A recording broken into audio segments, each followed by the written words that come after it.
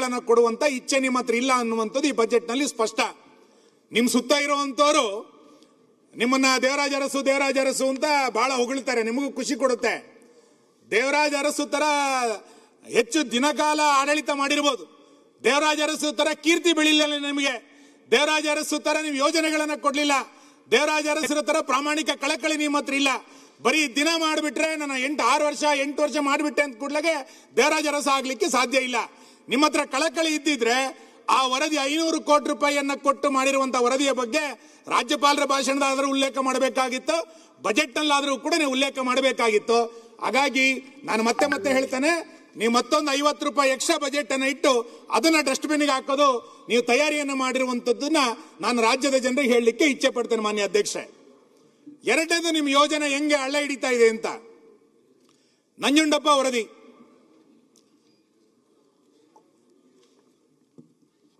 ನಂಜುಂಡಪ್ಪ ವರದಿನಲ್ಲಿ ನೀವು 2004 2005 ನೀವು ಶಾಸಕರಾಗಿ ಬಂದ್ರಿ, ನಾನು 2004 ಶಾಸಕನಾಗಿ ಬಂದೆ. ಅವತ್ತಿನಿಂದ ಇವತ್ತಿನ ತನಕ ನಂಜುಂಡಪ್ಪ ವರದಿಯ ಬಗ್ಗೆ ಸಾಕಷ್ಟು ರೀತಿಯಾದಂಥ ಚರ್ಚೆಗಳು ಎಲ್ಲ ಕಡೆಗಳಲ್ಲೂ ಕೂಡ ನಡೀತಾನೆ ಇದೆ. ಆ ನಂಜುಂಡಪ್ಪ ವರದಿನಲ್ಲಿ ಒಟ್ಟು 114 ತಾಲೂಕುಗಳು 3 ಭಾಗದಲ್ಲಿ ಅತಿ ಹಿಂದುಳಿದ, ಹೆಚ್ಚು ಹಿಂದುಳಿದ ತಾಲೂಕುಗಳು ಅಂತೇಳಿ ಆಗಿದೆ ಅಂತೇಳಿ ಸಾವಿರಾರು ಕೋಟಿ ರೂಪಾಯಿಯನ್ನ ಇವತ್ತು ಖರ್ಚು ಮಾಡಿದ್ದಾರೆ. ಅದನ್ನು ಅನುಷ್ಠಾನ ತರಲಿಕ್ಕೆ ನಂಜುಂಡಪ್ಪ ಅನುಷ್ಠಾನ ಸಮಿತಿಯಿಂದ ಒಂದು ರಚನೆ ಆಯಿತು. ಈಗ ಪ್ರಾದೇಶಿಕ ಅಸಮಾನತೆ ಎನ್ನುವ ಕಾರಣಕ್ಕೆ ಒಂದು ಗೋವಿಂದರಾಜ್ ವರದಿಯನ್ನಂತೇಳಿ ನೀವು ಹೇಳಿದ್ರಿ, ನಿಮ್ಮ ಬಜೆಟ್ನಲ್ಲಿ ಅದನ್ನು ಉಲ್ಲೇಖ ಮಾಡಿದಿರಿ. ಗೋವಿಂದರಾಜ್ ವರದಿಯನ್ನ ನಾವು ಜಾರಿಗೆ ತರ್ತೇವೆ, ಅದಕ್ಕೆ ಅನುದಾನ ಇಡ್ತೀವಿ ಅಂತ ಹೇಳಿದಿರಿ. ಇದ್ರ ಬಗ್ಗೆ ಒಂದು ವ್ಯಾಪಕವಾದಂತ ಚರ್ಚೆ ಆಗುವಂತ ಅಗತ್ಯ ಇದೆ ಮಾನ್ಯ ಅಧ್ಯಕ್ಷರೇ. 20 ವರ್ಷಗಳ ನಂತರವೂ ಕೂಡ ನಂಜುಂಡಪ್ಪ ವರದಿ ಮತ್ತು ಅದಕ್ಕೆ 40-50 ಸಾವಿರ ಕೋಟಿ ರೂಪಾಯಿಯನ್ನ ಖರ್ಚು ಮಾಡಿದ ನಂತರವೂ ಕೂಡ ಗೋವಿಂದರಾಜ್ ವರದಿನಲ್ಲಿ 177 ತಾಲೂಕುಗಳು ಹಿಂದುಳಿತವೆ ಅಂತಂದ್ರೆ ನಾವು ರಾಜ್ಯವನ್ನು ಎಲ್ಲಿ ತೆಗೆದುಕೊಂಡು ಹೋಗ್ತಾ ಇದ್ದೇವೆ? ನೀವು ಒಂದು ಕಡೆಗೆ ಬಜೆಟ್ನ ಮುಖಪುಟದಲ್ಲಿ ಸಿಂಗಾಪುರದ ಫೋಟೋ ಹಾಕೊಂಡಿದ್ದೀರಿ, ಇಲ್ಲಿ 177 ತಾಲೂಕುಗಳು ಹಿಂದುಳಿದಿದೆ ಅಂತ ನಿಮ್ಮ ವರದಿ ಹೇಳ್ತಾ ಇದೆ. ನಿಮ್ಮ ಬಜೆಟ್ ಪುಸ್ತಕದಲ್ಲಿ ಸಿಂಗಾಪುರದ ಫೋಟೋ, ನಿಮ್ಮ ವರದಿನಲ್ಲಿ 177 ತಾಲೂಕುಗಳು ಹಿಂದುಳಿದಿದೆ ಅಂತ ಹೇಳ್ತಾ ಇದ್ದೀರಿ. ಎಲ್ಲಿಂದ ಎಲ್ಲಿಗೆ ಹೋಲಿಕೆ ಇದನ್ನ? ಆ ಹಿನ್ನೆಲೆಯಲ್ಲಿ ಅವರು ಗೋವಿಂದರಾಜ್ ವರದಿನಲ್ಲಿ ಏನ್ ಹೇಳ್ತಾ ಇದ್ದಾರೆ? ಆದ್ಯತಾ ವಲಯಗಳಿಗೆ ಸುಮಾರು 43 ಸಾವಿರ ಕೋಟಿ ರೂಪಾಯಿಯನ್ನ ಖರ್ಚು ಮಾಡಬೇಕು ಅಂತ ಹೇಳಿದ್ದಾರೆ. ಆದ್ಯತೆಯ ವಲಯಗಳಿಗೆ ನಿಮ್ಮ ಸರ್ಕಾರದಲ್ಲಿ ಆದ್ಯತೆಯ ವಲಯಗಳು ಯಾವುದು? ಆದ್ಯತೆಯ ವಲಯಗಳು ಅಂತಂದಾಗ ನೀವು ಭಾಷಣದಲ್ಲಿ ಹೇಳಿದಿರಿ, ಅಮರ್ತ್ಯ ಸೇನರು ಹೇಳಿದಂತ ಇದನ್ನು ಕೂಡ ಉಲ್ಲೇಖ ಮಾಡಿದಿರಿ. ಅಮರ್ತ್ಯ ಸೇನ್ ಹೇಳಿರುವಂತದ್ದು ಮತ್ತು ಗೋವಿಂದರಾಜ್ ಹೇಳಿರೋದು ಏನಂತ ಕೇಳಿದ್ರೆ, ಶಿಕ್ಷಣ ಆದ್ಯತಾ ವಲಯ ಆಗಬೇಕು, ಆರೋಗ್ಯ ಆದ್ಯತಾ ವಲಯ ಆಗಬೇಕು, ಕೈಗಾರಿಕಾ ಆದ್ಯತಾ ವಲಯ ಆಗಬೇಕು, ಕೃಷಿ ಆದ್ಯತಾ ವಲಯ ಆಗಬೇಕು ಅಂತ ಹೇಳಿದಿರಿ.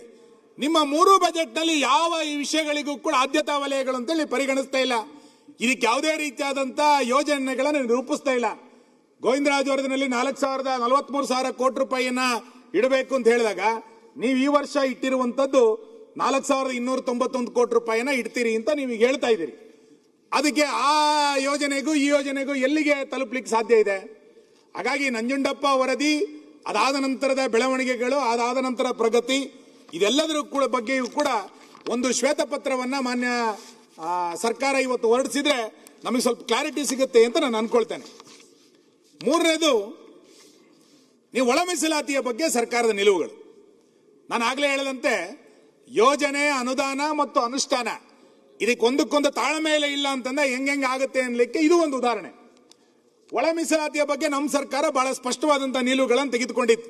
ಕಳೆದ ಬಾರಿ ಅಧಿವೇಶನದಲ್ಲಿ ಅದನ್ನ ನಮ್ಮ ನಾಯಕರೆಲ್ಲರೂ ಕೂಡ ಆ ಬಿಲ್ ಬಂದಾಗ ಚರ್ಚೆ ಮಾಡಿದ್ವಿ. ಸುಪ್ರೀಂ ಕೋರ್ಟ್ ಆ ಅಂಕಿಅಂಶಗಳನ್ನ ತಗೋಬೇಕು ಅಂತ ಹೇಳಿದ ನಂತರ ನೀವು ಜಸ್ಟಿಸ್ ನಾಗಮೋಹನ್ ದಾಸ್ ಸಮಿತಿಯ ರಚನೆಯನ್ನ ಮಾಡಿದ್ರಿ.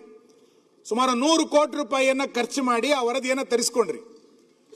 ಜಸ್ಟಿಸ್ ನಾಗಮೋಹನ್ ದಾಸ್ ಕೊಟ್ಟಂತ ವರದಿ ಒಂದು, ನೀವು ಕ್ಯಾಬಿನೆಟ್ ಅಲ್ಲಿ ತೀರ್ಮಾನ ಮಾಡಿದಂತ ವರದಿಯೇ ಒಂದು, ತೀರ್ಮಾನ ಮಾಡಿದ ಅಂಶನೇ ಒಂದು. ಇಲ್ಲಿ ಬಿಲ್ ತಗೊಂಡ್ಬಂದಿದ್ದೇ ಬೇರೆ.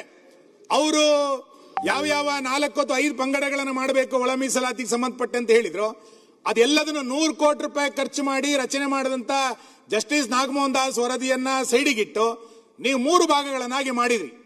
ಅದಾದ ನಂತರ ಎಷ್ಟೆಷ್ಟು ದೊಡ್ಡ ಚರ್ಚೆಗಳಾಯ್ತು, ಅಲೆಮಾರಿಗಳಿಗೆ ಎಷ್ಟು ಸಮಸ್ಯೆ ಆಯಿತು ಅನ್ನುವಂಥದ್ದು ಗೊತ್ತಿದೆ. ನಿಮಗೆ ಗೊತ್ತಿದ್ದಂತೆ ನಮ್ಮ ದಕ್ಷಿಣ ಕನ್ನಡ, ಉಡುಪಿ ಜಿಲ್ಲೆನಲ್ಲಿ ಆದಿ ದ್ರಾವಿಡರು ಅಂತ ಹೇಳುವಂತ ಸತ್ಯಸಾರಮಣಿಯನ್ನ ಪೂಜೆ ಮಾಡುವಂತ ಒಂದು ದೊಡ್ಡ ಸಮುದಾಯ ಇದೆ, ಪರಿಶಿಷ್ಟ ಜಾತಿದು.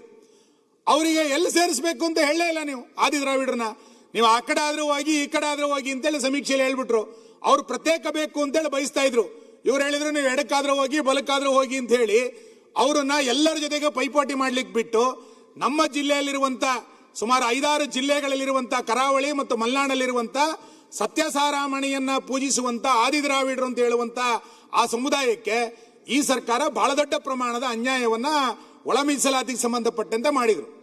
ಎರಡನೇದು, ಈಗ ಹೊಸ ನೇಮಕಾತಿಯ ಸಂದರ್ಭದಲ್ಲಿ ನಾವು 15% ಪರಿಗಣಿಸ್ತೀವಿ ಅಂತ ಹೇಳಿ ಹಿಂದೆ ಬಿಜೆಪಿ ಸರ್ಕಾರದನ್ನು ಒಪ್ಕೊಳ್ಳಿಲ್ಲ, ಜಸ್ಟಿಸ್ ನಾಗಮೋಹನ್ ದಾಸ್ ವರದಿಯನ್ನು ಕೂಡ ಒಪ್ಕೊಳ್ಳಿಲ್ಲ, ಬಿಲ್ ಮಾಡಿದ್ದನ್ನು ಕೂಡ ಸರ್ಕಾರ ಒಪ್ಕೊಳ್ಳಿಲ್ಲ.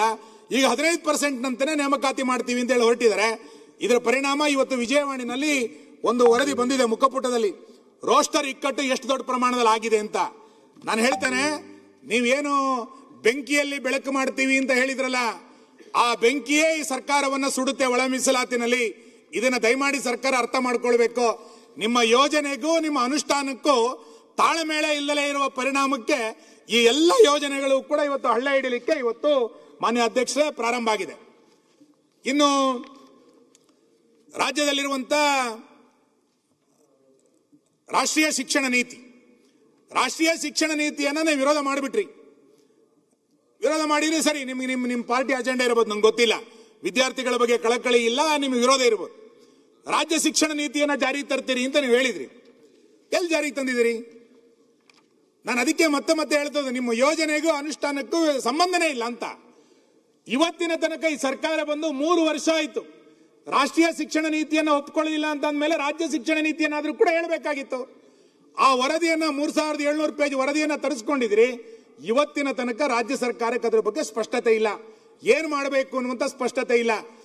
ರಾಜ್ಯದ ವಿದ್ಯಾರ್ಥಿಗಳು ಯಾವ ನೀತಿಯ ಆಧಾರದಲ್ಲಿ ಶಿಕ್ಷಣವನ್ನು ಮಾಡಬೇಕು ಅಂತೇಳಿ ಇಲ್ಲಿಯ ತನಕ ಗೊತ್ತಿಲ್ಲ. ಇಂಥ ಪರಿಸ್ಥಿತಿಗೆ ಇವತ್ತು ಕರ್ನಾಟಕ ತಳ್ಳಲ್ಪಟ್ಟಿರುವಂತದ್ದು ಅತ್ಯಂತ ದುರಂತ ಅಂತ ನಾನು ಅನ್ಕೊಳ್ತೇನೆ. ಹಾಗಾಗಿ ಮಧುಸೂದನ್ ನಾಯಕನ ವರದಿ, ಒಳ ಮೀಸಲಾತಿ, ಇವತ್ತು ಪ್ರಾದೇಶಿಕ ಅಸಮಾನತೆಯಲ್ಲಿರುವಂತಹ ಗೋವಿಂದರಾಜ್ ಸಮಿತಿ, ಶಿಕ್ಷಣ ನೀತಿ, ಇವೆಲ್ಲವೂ ಕೂಡ ನಿಮ್ಮ ಯೋಜನೆಗೂ ಮತ್ತು ಅನುಷ್ಠಾನಕ್ಕೂ ಸಂಬಂಧ ಇಲ್ಲದಿರುವಂತಹ ವಾತಾವರಣವನ್ನ ಇವತ್ತಿನ ಈ ಸರ್ಕಾರ ಇವತ್ತು ಸೃಷ್ಟಿ ಮಾಡಿದೆ. ಮಾನ್ಯ ಅಧ್ಯಕ್ಷರೇ, ನಾನು ಆಗ್ಲೇ ಹೇಳಿದಂತೆ ಬೆಂಕಿಯಲ್ಲಿ ಬೆಳಕು ಅನ್ನುವಂತ ಶಬ್ದವನ್ನ ಬಳಸಿರುವಂತ ಈ ಸರ್ಕಾರ ಎಷ್ಟು ಸಮಸ್ಯೆಗಳಿಗೆ ಬೆನ್ನು ತೋರಿಸಿದೆ ಅಂತ. ನೀವು 21 ಬೇಡಿಕೆಗಳ ಮೇಲೆ ಚರ್ಚೆಯನ್ನು ನಾನು ಆಗ್ಲೇ ಹೇಳಿದೆ. ಎಷ್ಟು ಸಮಸ್ಯೆಗಳ ಬಗ್ಗೆ ಈ ಸರ್ಕಾರ ಇವತ್ತು ಬೆನ್ನು ತೋರಿಸಿದೆ?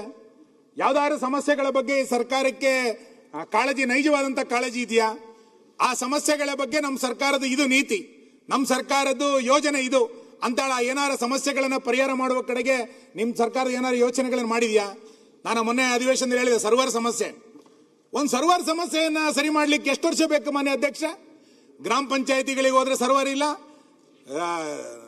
ರಿಜಿಸ್ಟರ್ ಆಫೀಸ್ಗಳಿಗೆ ಹೋದ್ರೆ ಸರ್ವರ್ ಇಲ್ಲ, ತಾಲೂಕು ಆಫೀಸಿಗೆ ಹೋದ್ರೆ ಸರ್ವರ್ ಇಲ್ಲ, ರೇಷನ್ ಕಾರ್ಡ್ಗಳಿಗೆ ಹೋದ್ರೆ ಸರ್ವರ್ ಇಲ್ಲ. ಇಂಥ ಒಂದು ಪರಿಸ್ಥಿತಿಯನ್ನ ಈ ಸರ್ಕಾರ ಇವತ್ತು ಸೃಷ್ಟಿ ಮಾಡಿಬಿಟ್ಟಿದೆ.